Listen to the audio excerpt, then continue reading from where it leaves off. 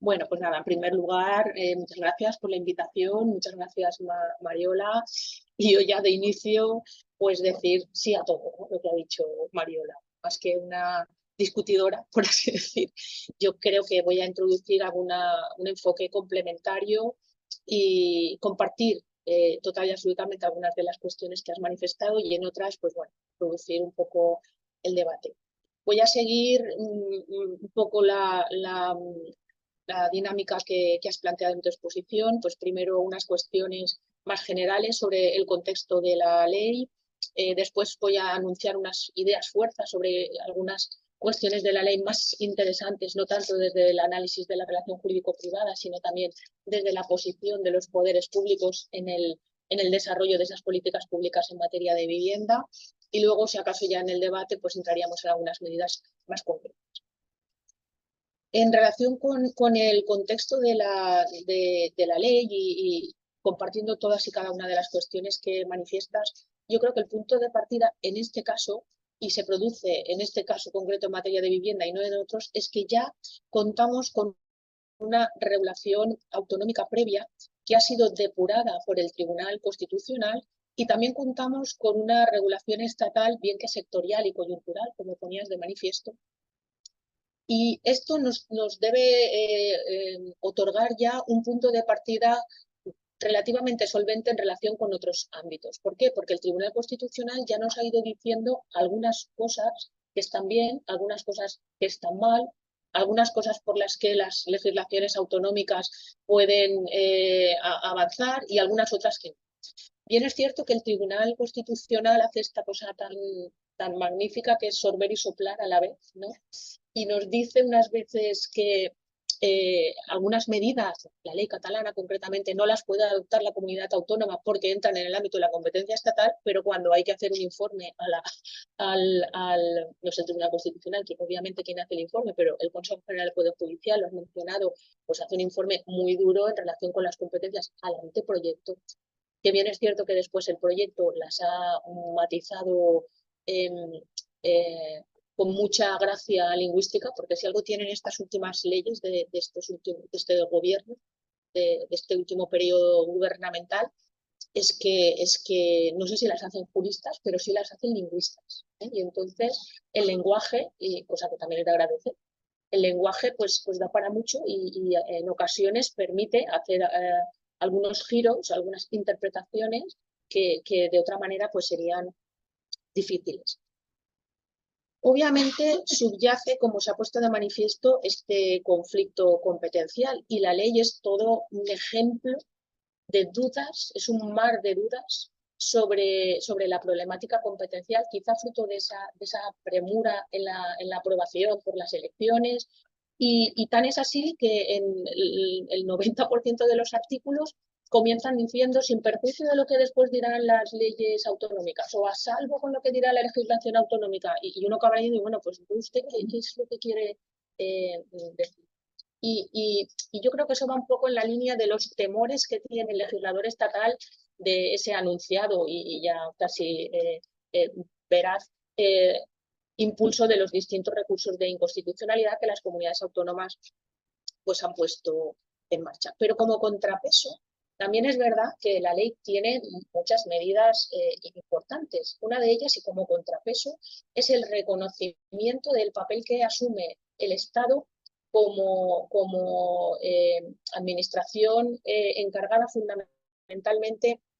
de desarrollar una función de coordinación y de colaboración, porque el Estado hasta la fecha ha estado muy ausente en las políticas de vivienda. Ciertamente ha adoptado una posición de financiación con los planes de vivienda que han dado soporte a las políticas autonómicas, pero realmente, como ya sabemos, no ha habido una regulación específica hasta que no ha venido ahora la crisis del COVID y las últimas regulaciones, y han sido un poco las comunidades autónomas las que se han puesto las pilas avanzándose a decisiones o a regulaciones que obviamente debería haber adoptado el Estado. Y yo quiero poner en valor esas cuestiones que la ley establece para fomentar y para garantizar la coordinación y la colaboración. luego me detendré con algo más de detalle, pero son fundamentales una serie de lo que yo vengo a llamar obligaciones informacionales, requerimientos de información y de conocimiento que el Estado debería haber tenido ya para aprobar esta ley, que como bien has dicho, es una ley que carece de sustento, de un análisis económico y de algún tipo de fundamento sustancial. Pero esas obligaciones informacionales que ahora contempla la ley, pues la verdad es que yo creo que pueden dar mucha solución a futuro.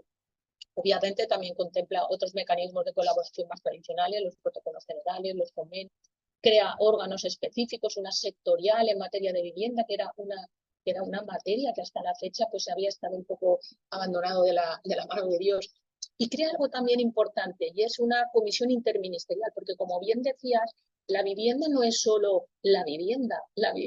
el acceso a la vivienda no solamente es la posibilidad de acceder a una edificación o a las cuatro paredes, a un espacio en el que se desarrollen todos esos derechos. Es obvio que alguien que no tenga un trabajo digno, con unas rentas dignas, un entorno satisfactorio, una salud, es decir, otros derechos, no va a poder tener un acceso a la vivienda en condiciones. Por eso es importante también que la ley haya dispuesto una comisión interministerial que cuando menos pueda establecer parámetros o enfoques transversales de todas esas políticas que el Estado obviamente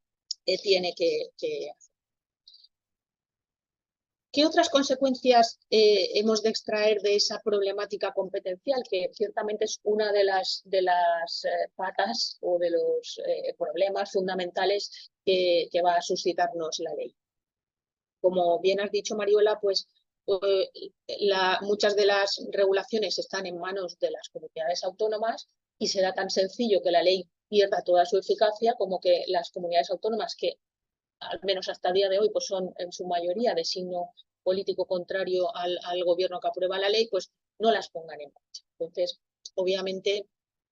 esa situación, esa ausencia de implementación puede dejar en agua de borrajas todas esas previsiones, porque esta es una ley que por su materia y precisamente por esa regulación y distribución competencial carece de medidas coactivas para su aplicación. En todas las leyes los administrativistas por lo menos acudimos a las normas y siempre vamos al final. Infracciones, sanciones, procedimiento sancionador, ¿no? Es un poco nuestro talón de Aquiles y obviamente esta regulación carece de mecanismos coactivos en sentido de sanción o de imposición, precisamente fruto de esa problemática o de esa base competencial. Pero esa situación de dejación no es una decisión tampoco neutra para las comunidades autónomas. Y digo que no es una decisión neutra porque los ciudadanos que somos mayores de edad y en un estado pues, de ciudadanos responsables, pues también hemos de saber responder a esa dejación por parte de nuestras administraciones territoriales cuando teniendo a su disposición mecanismos que el Estado ha puesto a su albur, ¿no? A su disposición, pues opta por razones políticas y no por otras razones, opta por no hacer uso. También en ese sentido las comunidades autónomas tienen un espacio, no será el espacio jurídico, se carecen de mecanismos coactivos, pero tienen un espacio importante. Y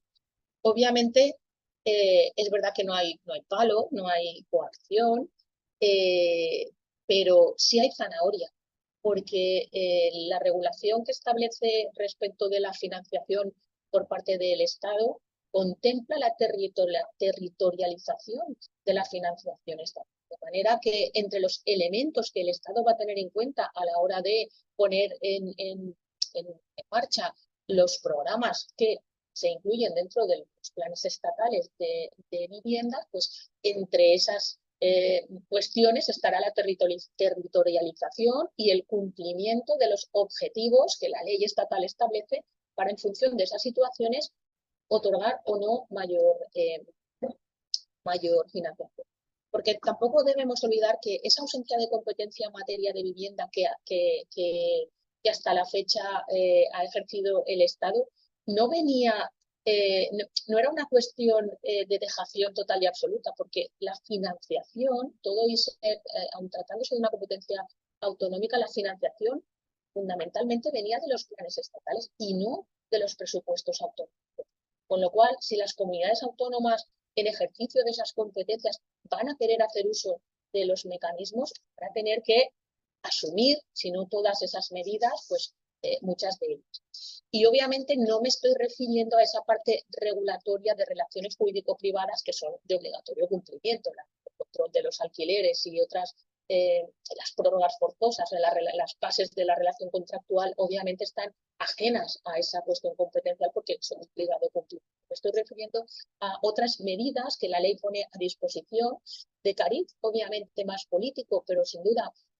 enfocadas a la garantía del acceso a la vivienda, que las comunidades autónomas pues pueden asumir o no, pero esa decisión no es una decisión ni neutra ni gratuita, va a tener una contraprestación, sobre todo en la financiación. Bueno, tenía otras cosas, pero no. Esas obligaciones que mencionaba yo, obligacionales, no quiero parar mucho en este aspecto, pero son muy importantes, cuando menos que el legislador estatal haya puesto el dedo sobre la llaga, porque se ha retratado en esas previsiones poniendo de manifiesto cuánta desinformación, cuánta falta de conocimiento tienen las administraciones para poner en marcha las políticas públicas. Es ahora en esta ley, por primera vez, que se les pide a las comunidades autónomas y a todos los operadores jurídicos informaciones básicas como cuánto suelo tiene usted destinado a residencia, cuántas viviendas tiene usted vacías, cuántos programas de financiación o en qué grado de ejecución presupuestaria tienen ustedes esos programas, cuál es la demanda de vivienda. Y la verdad es que resulta curioso que ahora la ley lo exija cuando ya la ley ha tomado, como bien decías, unas decisiones nada neutras y bastante incisivas sobre el derecho de propiedad, como son pues estas que hoy comentamos. Pero yo quiero valorar muy en positivo esa apuesta y esa componente obligacional que dentro de unos años seguramente nos permitirá o nos debería permitir tomar decisiones mucho más fundamentadas o mucho más científicas. Es cierto que el Banco de España ya ha realizado algunos estudios que desde luego el gobierno de turno que elabora el anteproyecto no comparte y las Cortes, pues con las mayorías que allí se discuten, pues finalmente no asumen. Pero hay otros ámbitos en los que también se han desarrollado algunos análisis a pequeña escala. Me refiero a los estudios que realiza la Cátedra de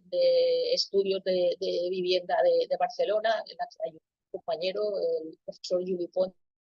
que sí han iniciado la senda de algún análisis económico, bien que con resultados muy tristes, porque ciertamente las conclusiones a las que llega es que después de analizar la aplicación de la ley catalana y durante el periodo en el que estaba vigente y no había sido todavía declarada inconstitucional, ha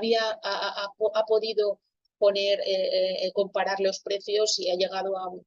zonas que habían estado declaradas de mercado tensionado,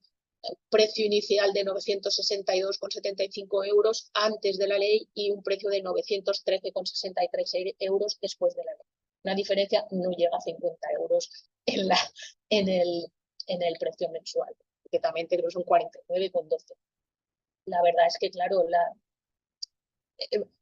para estos viajes no hacían falta estas alforjas, pero también es verdad que esos estudios económicos apuntan en esa dirección. Por tanto, pues, el legislador quizás se ha precipitado y adolece de esa fundamentación, pero tampoco iba total y absolutamente a ciegas, algo había analizado. Por último, en cuanto a esta contextualización, pues como has puesto de manifiesto, obviamente es una norma muy compleja y esto es contrario a la seguridad jurídica. Es una norma muy compleja, no solo para los operadores públicos, sino para el ciudadano, porque si nosotros hemos tenido y tenemos todavía muchas dudas y mucho problema, pues dígale usted al arrendatario o al propietario, pues que se ponga y con un derecho transitorio tremendo y pues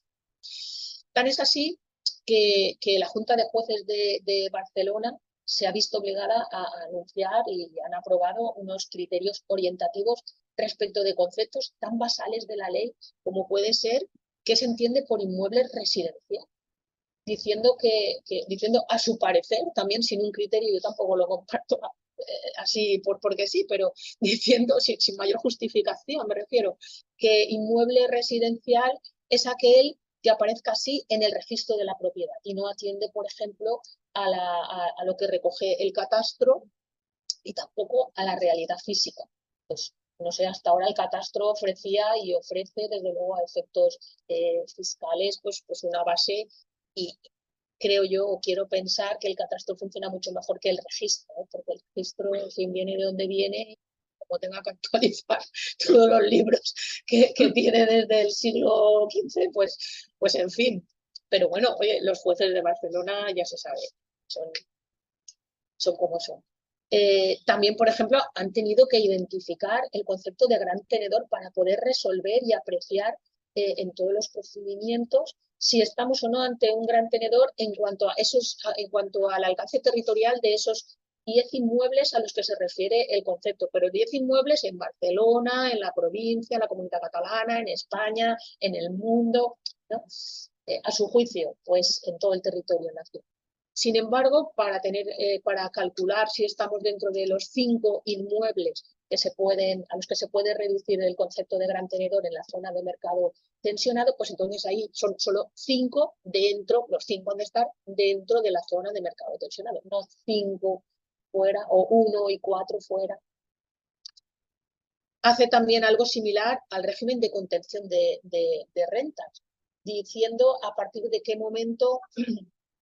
y a qué tipo de contratos, bajo la vigencia de qué leyes se tiene en cuenta para tomar como referencia el precio, la renta del último contrato. Acaba concluyendo que, claro, pues que sean los de la Ley de Arrendamientos Urbanos del 94 y que no se extiendan a los del año 1964, que todavía los hay. Y bueno, pues esa es una interpretación que hace con cierta lógica, porque claro, la última renta del año 60 de contratos bajo el imperio de una ley de arrendamiento del año 64, tomarlo como referencia para actualización y pues sinceramente excede. Pero bueno, son cuestiones un poco que el operador jurídico, en este caso de estos criterios, desconozco si hay otras juntas de jueces en otros ámbitos en los que se ha tomado, no me consta, pero bueno, pone de manifiesto la complejidad y la dificultad de aplicar estas disposiciones que según su disposición en su gran mayoría son de aplicación, están vigentes desde el día siguiente de su aprobación, es decir, desde mayo del 2023. Bueno, en cuanto al contexto, yo creo que con estas ideas pues ya me retiro y entro directamente, porque ya veo ahí las caras de date prisa, en cuanto a las ideas fuerza. Estas ideas, un segundo bloque de cuestiones que son ideas fuerza para dar un poco respuesta a esas últimas preguntas que formulaba Mariola. Por una parte, hay unas cuestiones vinculadas efectivamente a cuál es el tratamiento que ofrece esta ley del derecho de propiedad de la vivienda. Y aquí, concretamente, la ley ha sido clara, yo creo, porque la ley entiende que el derecho de propiedad de la vivienda y su función social, porque el 33 contiene un pero respecto del 47, y es que una de las limitaciones, muy importante, obviamente, en su interpretación es que el propio texto constitucional lo deja a la función social, cosa que no hace respecto del derecho a la vivienda. Entonces, esto ya nos da un poco una pista de aquellas posiciones o aquellas capacidades, potestades, fuerza que pueden tener el legislador para limitar en mayor medida el derecho de propiedad. Y en relación con el derecho a la propiedad de la vivienda, es importante que la ley de la vivienda establezca como destino y limitado por su función social el de la residencia. Y digo que es importante porque otras leyes, en concreto la valenciana, aunque habían regulado y regulan indirectamente ese destino principal de residencia o de vivienda, no lo hacen explícitamente, sino a través de regular y a través de medidas de fomento y no tanto de intervención las viviendas vacías, pero no proclaman con tanta rotundidad, como hace la ley estatal, que el destino del inmueble es el destino residencial. Y a partir de ahí, pues ya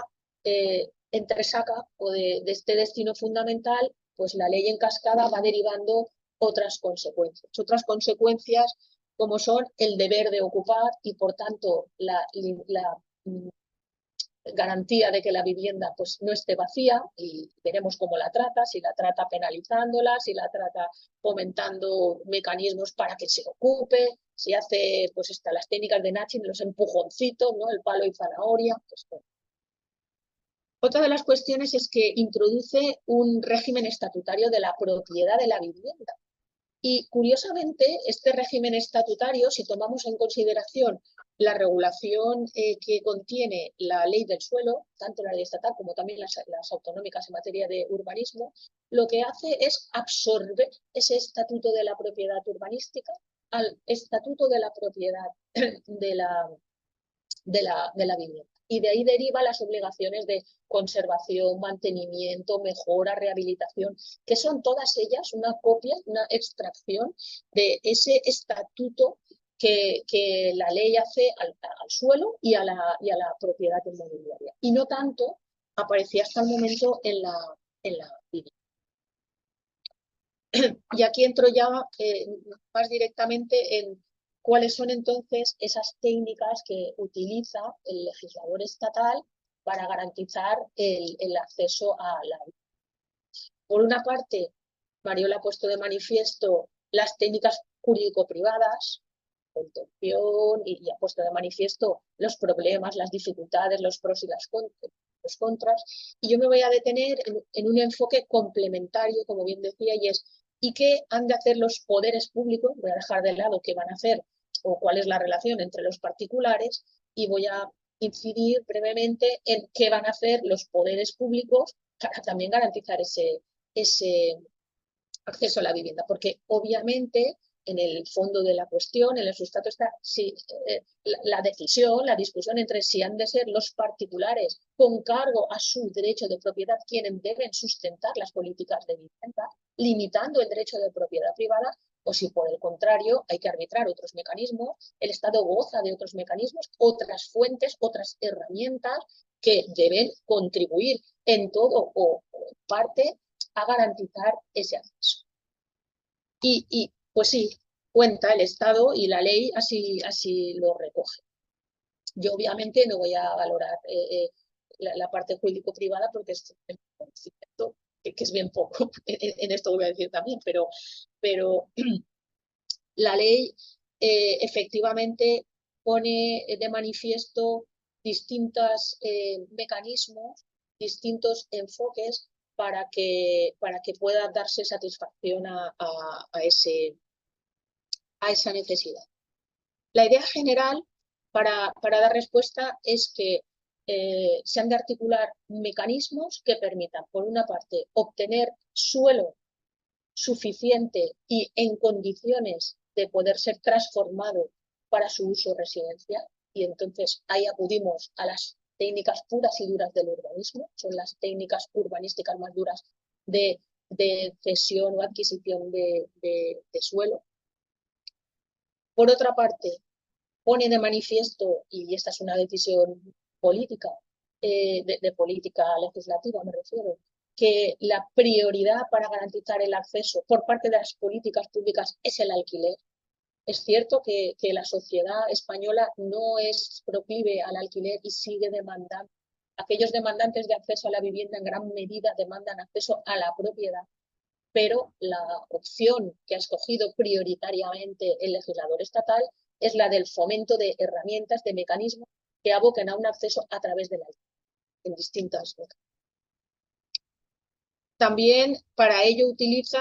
las clásicas técnicas urbanísticas de clasificación y calificación del suelo. Y en función de esa tipología de clasificación y de calificación,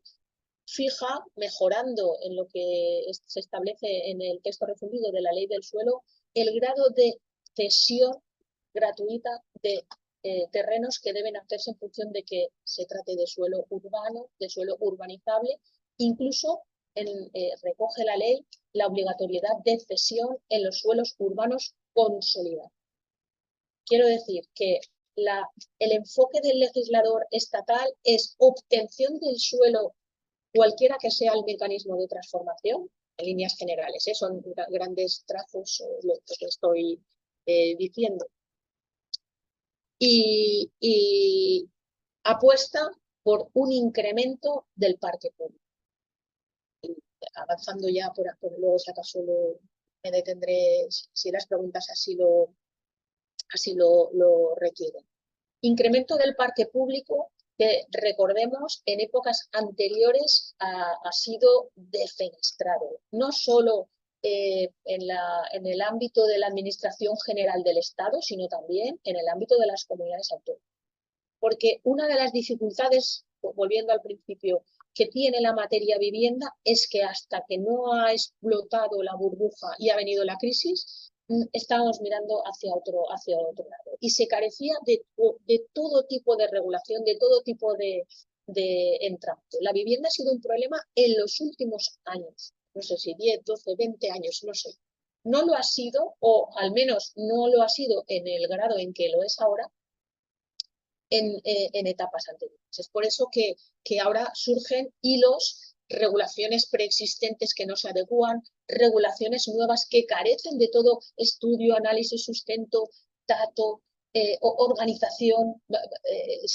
base sobre la cual construir, pilares sobre los cuales construir esas políticas públicas. Baste poner un ejemplo de las novedades, ya casi con esto termino, y es que sabemos que ahora la nueva ley permite también calificar el suelo como suelo reservado a vivienda de protección pública y que esa calificación, por regla general, es alguna excepción, es una calificación permanente. Pero todos sabemos que existe todavía suelo sobre los cuales se han construido, en virtud del derecho de superficie, muchas edificaciones y que hasta el momento la ausencia de una calificación permanente de esos suelos permitía, transcurridos los plazos correspondientes de los derechos de superficie, permitía a sus propietarios adquirir el suelo y, por tanto, adquirir la propiedad en toda su extensión dominical no solo de la vivienda, sino también del suelo. Mira, pues la calificación ahora permanente de esos suelos como suelos reservados a vivienda de protección pública va a impedir, va a dinamitar esas dinámicas. Y esto es importante, pues es tan importante como que Madrid tiene ahora la patata caliente con lo que llaman el Plan 18.000, que es un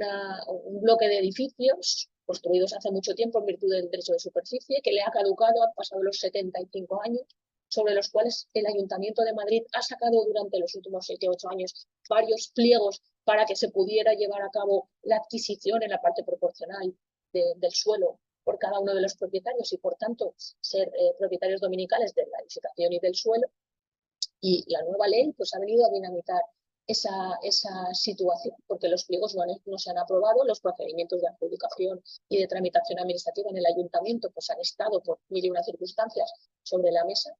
y por tanto, fijémonos cómo a veces decisiones poco valoradas o muy rápidas pueden acabar con resultados ineficientes para la garantía del acceso a la vivienda. Y yo, pues, con esto, por hacerlo breve, pues quedo bueno, y acabo por decir, efectivamente la apuesta del Estado es una apuesta por la provisión pública